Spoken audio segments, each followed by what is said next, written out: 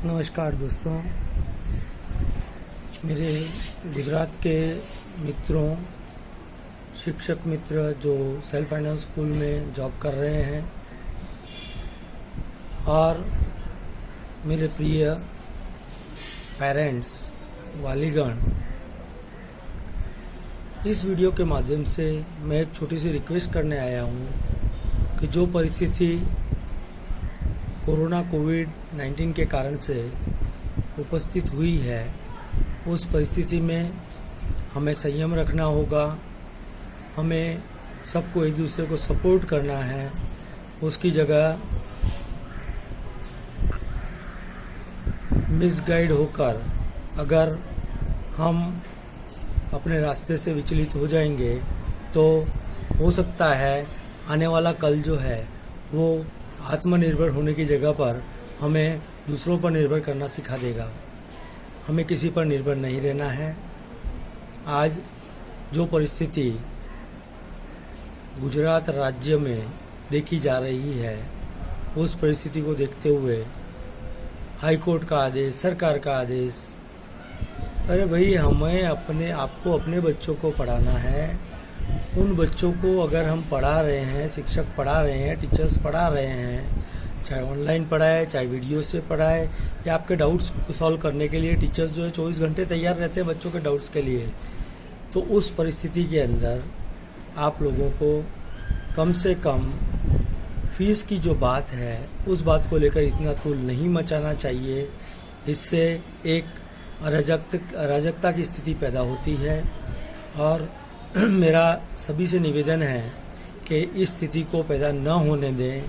ये कुछ ऐसे तत्व हैं जो लोग राजनीति कर रहे हैं, चाहे वो भाजपा हो या कांग्रेस हो, दोनों पार्टियां अभी जो बाई इलेक्शन आ रहे हैं उसकी राजनीति चल रही है और हम राजनीति के अखाड़े के क्यों प्यादे बने। हमें प्यादा नहीं बनकर एक दूसरे को कोऑपरेट करना है, क्योंकि टीचर्स के बिना पेरेंट्स का कोई वो नहीं होने वाला, क्योंकि स्कूल में तो बच्चों को कल भेजना ही पड़ेगा और आज नहीं तो कल स्कूलें चालू होने वाली है। परिस्थिति जैसे ही सुधरेगी वैसे स्कूलें तो चालू करनी ही पड़ेगी। अब अगर सरकार ने ये कह दिया, शिक्षा मंत्री श्री ने या किसी ने भी अपना निवेदन किया कि फीस नहीं देनी है, इसका मतलब ये नहीं है कि फीस बिल्कुल नहीं देनी है। इसका मतलब सीधा निकाला जा सकता है कि फ़िलहाल की परिस्थिति के अंदर अगर आपके पास पैसा नहीं है, आपके पास सोर्स ऑफ इनकम नहीं है, तो आप थोड़ा थोड़ा करके दीजिए ताकि स्कूल का भी काम निकले। सेल्फ फाइनेंस स्कूलों के पास में और कोई सोर्स ऑफ इनकम होता नहीं है। सेल्फ फाइनेंस स्कूलें आप लोगों को जो फीस भरते हैं उसी से अपने टीचर्स को, अपने ड्राइवर्स को, अपने पियोन्स को, अपने स्वीपर्स को, कितने लोग उस पर डिपेंड करते हैं। उन सभी का क्या होगा, क्या कभी सोचा है? हम अपने राज्य को आत्मनिर्भर बनाना चाहते हैं, हमारे समाज को आत्मनिर्भर बनाना चाहते हैं, तो उसके लिए हमें जो है स्वयं को भी आत्मनिर्भर बनना पड़ेगा। और आत्मनिर्भर बनने के लिए देखिए, मेरा आत्मनिर्भर से मतलब कोई सरकारी बात नहीं है। मैं ये चाहता हूँ कि सभी एक दूसरे को कोऑपरेट करें और हम लोग जो हैं एक दूसरे के साथ में कोई भी स्थिति ऐसी पैदा न होने दें जिससे जो है आपस में भिड़ंत हो या किसी बात को लेकर आपस में रंजिश पैदा हो। स्कूल के टीचर्स कभी बच्चों का बुरा नहीं चाह सकते हैं। टीचर्स हमेशा बच्चों का अच्छा चाहते हैं और टीचर्स हमेशा बच्चों के पीछे मेहनत करने के लिए तैयार रहते हैं। आज एक बात बताइए, मैंने नोटिस किया है, मैं खुद एक शिक्षक हूँ, मैंने नोटिस किया है कि पेरेंट्स बच्चों के ट्यूशन रखे हुए हैं, ट्यूशन के पैसे भर रहे हैं, तो स्कूल की फ़ीस भरने में क्या दिक्कत है? और थोड़ी थोड़ी फीस भरनी है। स्कूल वाले कोई ऐसा तो नहीं बोल रहे कि एक साथ भरो। हाँ, एक साथ भरो बोले तो उसका विरोध होना चाहिए, लेकिन टुकड़े टुकड़े में महीने महीने से अगर भरने का कहा जा रहा है तो उसका जो है विरोध नहीं होना चाहिए। और कई स्कूलों में मैंने ये नोटिस किया है कि पिछले साल तक की फ़ीस बाकी है बच्चों की, तो पिछले साल की फ़ीस बाकी है तो स्कूलें कैसे चलेगी सेल्फ फाइनेंस? और सरकार से भी मेरा निवेदन है कि सेल्फ फाइनेंस स्कूलों को किसी भी तरह से मददरूप होकर इसके बीच का रास्ता, कोई ना कोई रास्ता निकाले ताकि बच्चों का भी भविष्य अंधकारमय होने से बचे और जो परिवार, जो शिक्षक शिक्षिकाएं, जो लोग भी सेल्फ फाइनेंस स्कूलों में काम कर रहे हैं उनका भी घर उजड़ने से बचे। तो प्लीज़ शिक्षा मंत्री श्री भूपेंद्र सिंह जी, माननीय मुख्यमंत्री श्री विजय भाई रूपाणी और अभी अभी जो नए प्रदेश अध्यक्ष बने हैं श्री CR पाटिल साहब, आप सभी से मेरा निवेदन है कि आप लोग इस मामले को गंभीरता से लेकर इसके बीच का रास्ता निकालिए, ताकि वो शिक्षकगण जो शिक्षक बरसों से मेहनत कर रहा है बच्चों के भविष्य बनाने के लिए। आज आपको एक बात प्रश्न पूछता हूँ, जितने भी पॉलिटिशियंस हैं, जितने भी डॉक्टर्स हैं, जितने भी इंजीनियर्स हैं, सभी की लाइफ बनाने के अंदर शिक्षक का सबसे बड़ा हाथ है।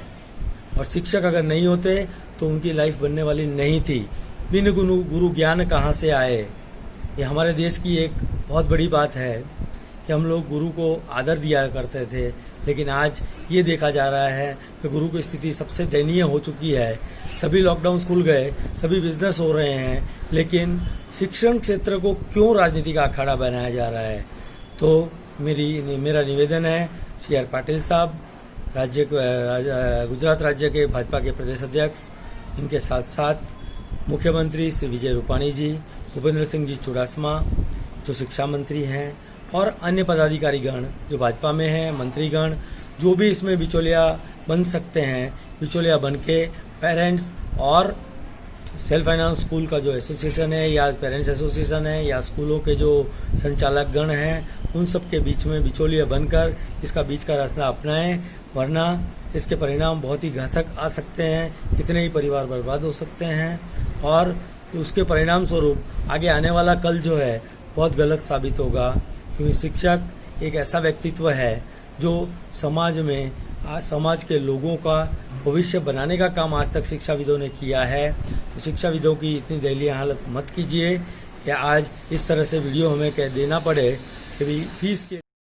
बस आज इतना ही कहना चाहूँगा। वंदे मातरम, भारत माता की जय। दिल से भारत माता को साक्षी मानते हुए आप सभी से ये निवेदन है कि शांति बनाए रखें और माहौल को बिगड़ने न दें।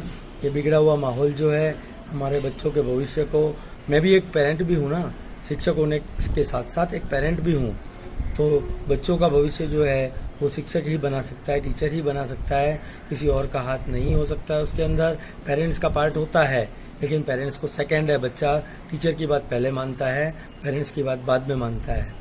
तो सभी से, चाहे वो कांग्रेस के पदाधिकारी हों, चाहे भाजपा के पदाधिकारी हों, सभी से मेरा निवेदन है कि आप लोग इस समय एकता दिखाकर इस मामले को सुलझाने की कोशिश करें, ताकि बच्चों का भविष्य अंधकारमय होने से बचाया जा सके। जय भारत, वंदे मातरम।